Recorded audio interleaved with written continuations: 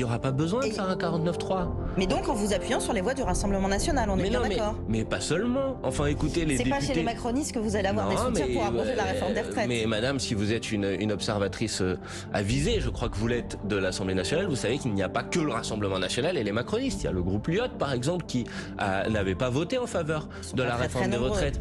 Parmi les députés, les républicains, la dernière fois, il y en avait quasiment un tiers qui ne voulait pas voter cette réforme sur les retraites. Donc je pense qu'ils voteraient une loi d'abrogation sur la réforme des retraites. Pour vous prendre cet exemple-là, donc oui, il y a des propositions de loi qui peuvent gagner une majorité à l'Assemblée nationale. Celle-là en fait partie. Puis après, il y a aussi des mesures qui peuvent être prises par la voie réglementaire, comme on l'a dit depuis le début. Voilà, moi je souhaite que le programme du nouveau Front populaire puisse être mis en place et je pense que nous avons tout à fait les moyens de convaincre une majorité de députés sur l'ensemble de ces mesures. Mais vous avez conscience que votre radicalité peut encore faire peur. Aujourd'hui, Manuel Bompard, on parle du RN, on parle des macronistes, mais il y a un sondage Harris qui est paru dans Challenge cette semaine qui montre aussi que parmi les sympathisants écologistes, même les socialistes, certains préféraient faire alliance avec peut-être la droite, voire les macronistes, plutôt qu'avec les insoumis. Mais en fait, j'ai envie de vous poser une question. Pendant combien de temps vous allez continuer à citer des sondages pour faire... Il existe. Non, mais il est là.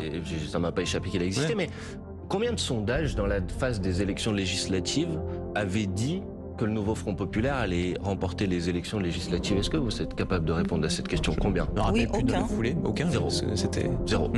Donc, je sais pas, il me semble à un moment que quand on fait des sondages l'outil qui fait la pluie et le beau temps en matière politique et que dans la dernière phase, les sondages se sont trompés à 100%, on va peut-être arrêter d'être appelé en permanence à commenter les sondages comme étant la réalité, etc. Moi, ce que je sais, c'est que le nouveau Front populaire a gagné les élections législatives. Ce que je sais, c'est qu'il y a eu plus de 20 députés issus de la France insoumise qui ont été réélus dès le premier tour.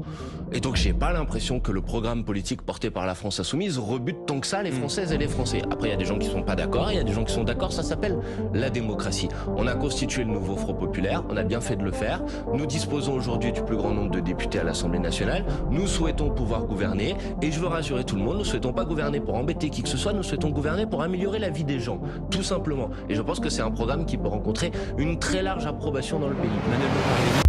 Manuel Bompard ne fait pas dans la dentelle lorsqu'il s'agit de s'attaquer à Emmanuel Macron. Selon lui, le président doit enfin accepter sa défaite et reconnaître l'énorme décalage entre ses promesses et la réalité vécue par les Français. Face à une politique qui semble déconnectée des préoccupations quotidiennes, Bompard n'hésite pas à pointer du doigt les erreurs de Macron, tant sur le plan économique que social. Les révélations sur la gestion des crises, les réformes controversées et les inégalités croissantes font grimper la tension.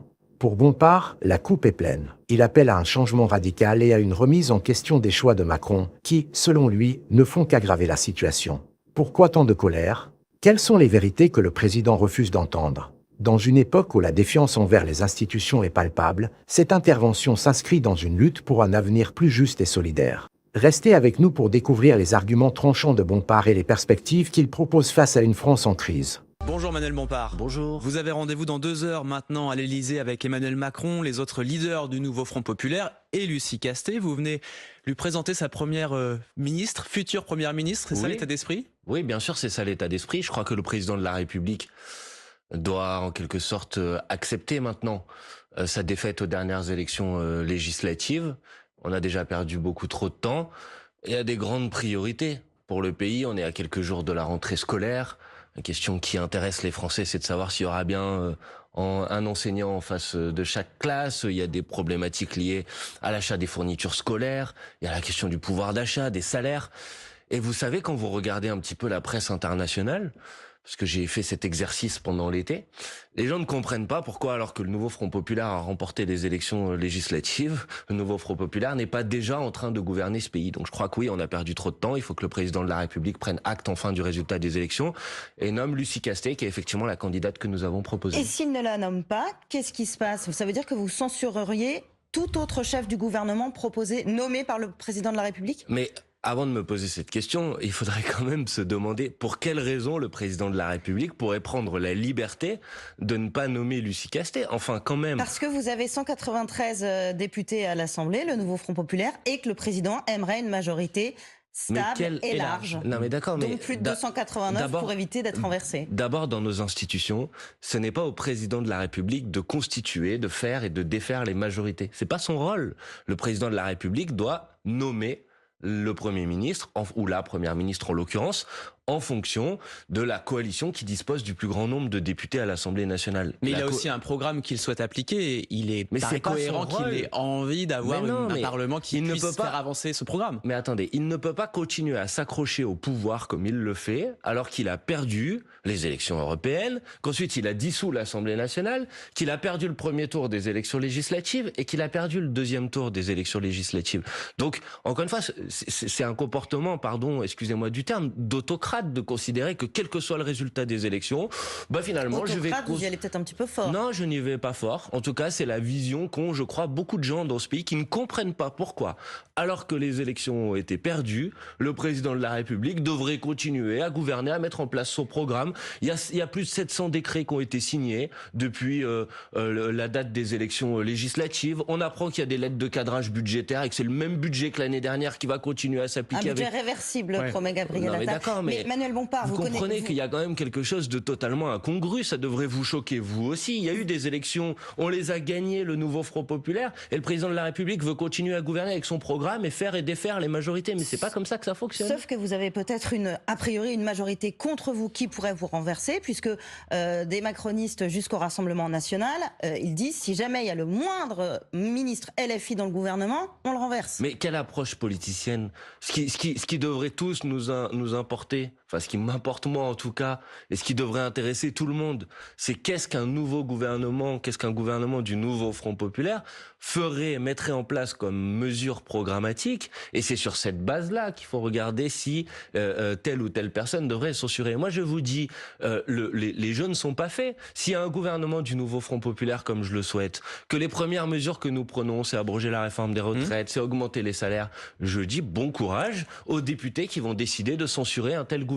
Mais je crois qu'ils ne le feront pas. Est-ce que pour rassurer, convaincre le chef de l'État de nommer Lucie Castet, vous êtes prêt à dire ok, on voit bien que les insoumis, c'est ça qui pose problème, on est prêt à ne pas avoir de ministre et à faire du soutien sans participation pour que ça marche et que ça ne braque pas le reste de l'Assemblée. Mais madame, la France insoumise est le groupe parlementaire le plus nombreux parmi le nouveau Front Populaire. C'est le plus gros groupe des différents groupes du nouveau Front 72 Populaire. députés. Pour quelle raison Pour éviter d'être renversé et d'avoir malgré tout le gouvernement que vous soutenez qui arrive aux responsabilités. Mais moi, ce que je souhaite, c'est que les mesures de notre programme puissent être mises en place, qu'il y ait un gouvernement du nouveau Front Populaire qui soit nommé, et puis qu'on puisse continuer commencer à mettre en place notre programme. Donc vous pourriez dire, on n'y participe pas. Non, parce que je dis que si nous mettons en place notre programme, alors je pense que les Françaises et les Français entendront, verront que les préoccupations qu'ils ont exprimées aux dernières élections législatives sont entendues, qu'elles sont suivies des faits. Et à partir de ce moment-là, je dis que ceux qui aujourd'hui font les gros bras en disant « si c'est comme ça, vous allez voir ce que vous allez voir », ne pourront pas censurer un gouvernement qui commençait à mettre en place une politique qui sera populaire dans le pays. Parce que augmenter les salaires, c'est populaire. Parce que abroger la réforme des retraites, c'est populaire. C'est ce que les gens veulent, c'est ce que les gens attendent. Vous avez une majorité, vous pensez, pour passer le SMIC à 1 600 €? Sur qui vous comptez? Non mais attendez, il y a des mesures. Il faut prendre les choses dans l'ordre. Il y a des mesures sur lesquelles, oui, je pense qu'il peut y avoir une majorité. Par exemple, c'est ce qu'a dit Lucie Castet, la première mesure, la première loi, c'est-à-dire la loi sur l'abrogation de la réforme des retraites, oui, je pense que c'est une loi qui peut être votée par une majorité des députés à l'Assemblée nationale. En comptant sur les voix du Rassemblement national. En comptant sur les voix de tous les députés qui souhaitent voter l'abrogation de la réforme des retraites. Ça ne vous a pas échappé qu'il y a un an, il n'y avait pas de majorité pour voter la retraite à 64 ans. Il n'y en avait pas, puisque le président de la République a eu recours au 49.3. Et le gouvernement d'Elisabeth Borne n'a pas été renversé. D'accord, mais s'il y avait eu une majorité pour voter ce texte de loi, il n'y aurait pas eu de 49.3. Tout le monde le sait. S'il y a eu le 49.3, c'est bien... Allez, je vous le concède, qu'à minima, il n'était pas garanti d'avoir une majorité. Donc, ils pensaient qu'ils pouvaient perdre ce vote. C'est pour ça qu'ils ont eu recours au 49.3. Donc je vous dis aujourd'hui, avec la modification des rapports de force issus des dernières élections législatives, qu'une loi sur l'abrogation de la réforme des retraites, c'est une loi qui sera majoritaire à l'Assemblée nationale. Et donc, en cas de besoin, vous passeriez par un 49.3 ?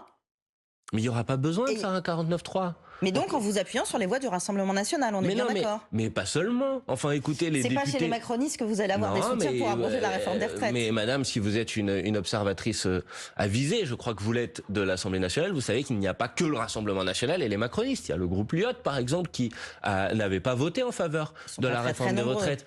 Parmi les députés, les Républicains, la dernière fois, il y en avait quasiment un tiers qui ne voulait pas voter cette réforme sur les retraites. Donc je pense qu'ils voteraient une loi d'abrogation sur la réforme des retraites. Pour vous prendre cet exemple-là. Donc oui, il y a des propositions de loi qui peuvent gagner une majorité à l'Assemblée nationale. Celle-là en fait partie. Puis après, il y a aussi des mesures qui peuvent être prises par la voie réglementaire, comme on l'a dit depuis le début. Voilà, moi je souhaite que le programme du nouveau Front populaire puisse être mis en place. Et je pense que nous avons tout à fait les moyens de convaincre une majorité de députés sur l'ensemble de ces mesures. Mais vous avez conscience que votre radicalité peut encore faire peur. Aujourd'hui, Manuel Bompard, on parle du RN, on parle des macronistes, mais il y a un sondage Harris qui est paru dans Challenge cette semaine qui montre aussi que parmi les sympathisants écologistes, même les socialistes, certains préféraient faire alliance avec peut-être la droite, voire les macronistes, plutôt qu'avec les insoumis. Mais en fait, j'ai envie de vous poser une question. Pendant combien de temps vous allez continuer à citer des sondages pour faire... il existe. Non, mais il est là. Ça m'a pas échappé qu'il a existé, Ouais. mais combien de sondages dans la phase des élections législatives avaient dit que le nouveau Front populaire allait remporter les élections législatives? Est-ce que vous êtes capable de répondre à cette question? Combien? Je me rappelle plus de aucun. la foulée. Aucun. Zéro. C'était... Zéro.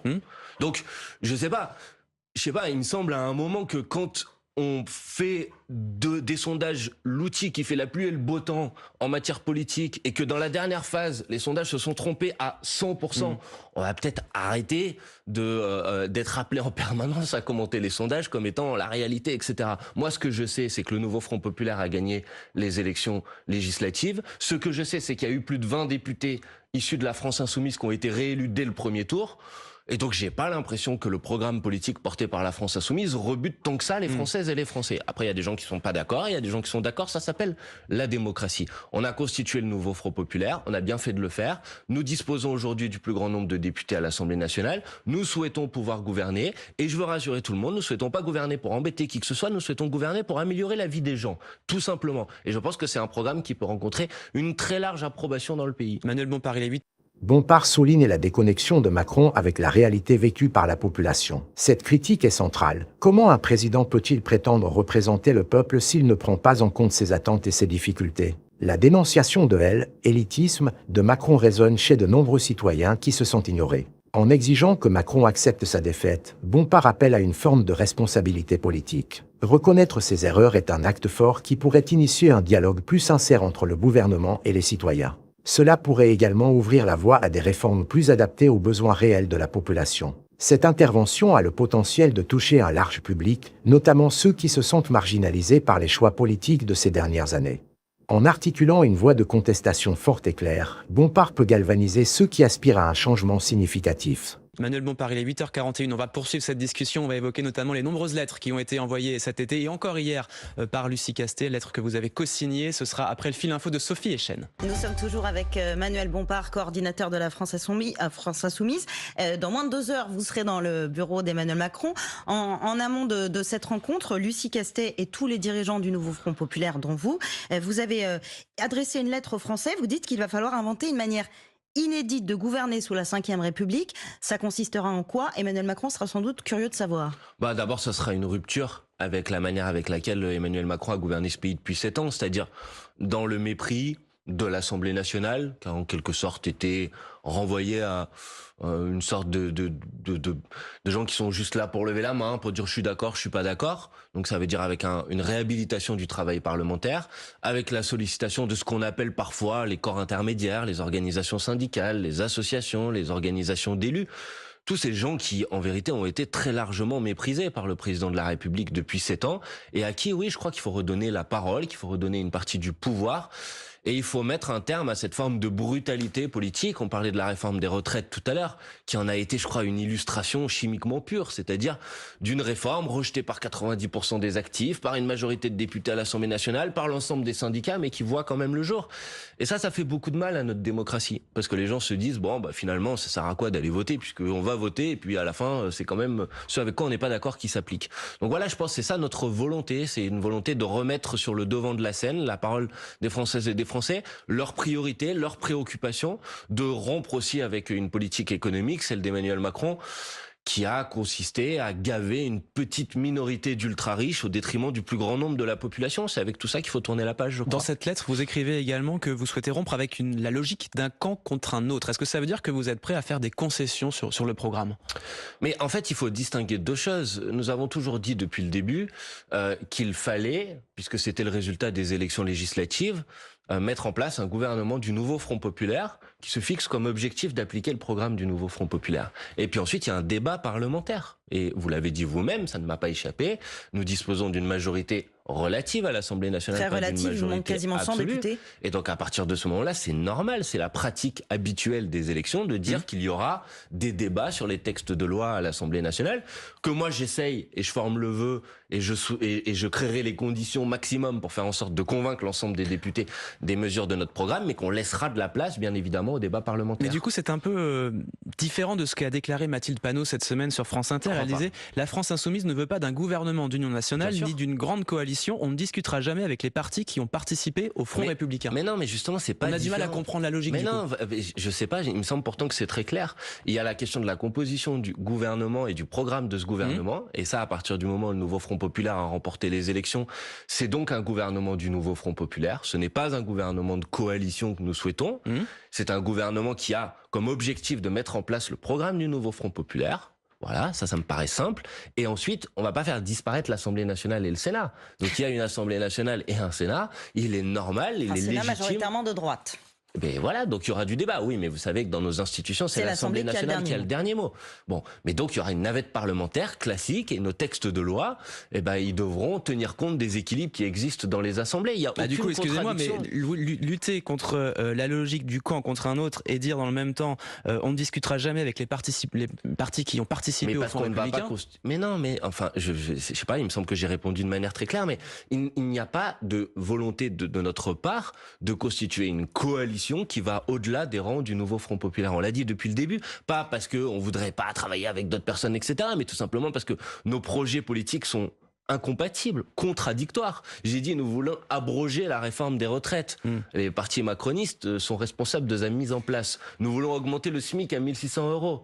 Les partis macronistes ont refusé depuis 7 ans. Chaque année, on déposait des amendements pour l'augmentation des SMIC. Ils ont été refusés à chaque reprise. On veut rétablir l'impôt de solidarité sur la fortune. C'est le président de la République, Emmanuel Macron, et les députés macronistes qui ont décidé d'abroger l'impôt de solidarité sur la fortune.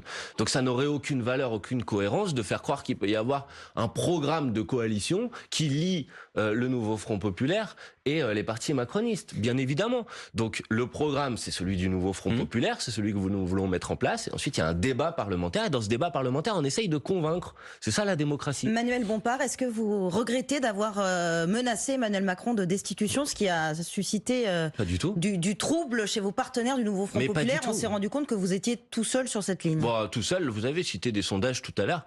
J'ai vu que c'est quand ça vous arrange alors? Je sais pas, vous, ça vous intéresse de les citer. Donc parfois, moi, ça m'intéresse. C'est sur la question de la destitution, effectivement. Non, mais c'est juste que dire que nous sommes tout seuls quand cette semaine, le sondage que vous avez cité tout à l'heure disait qu'il y avait pratiquement un Français sur deux qui soutenait mais il faut 3/5 des parlementaires de destitution. Oui, mais j'ai pas l'impression de... En gros, si je suis seul avec la moitié des Français, je trouve que c'est pas mal. Voilà.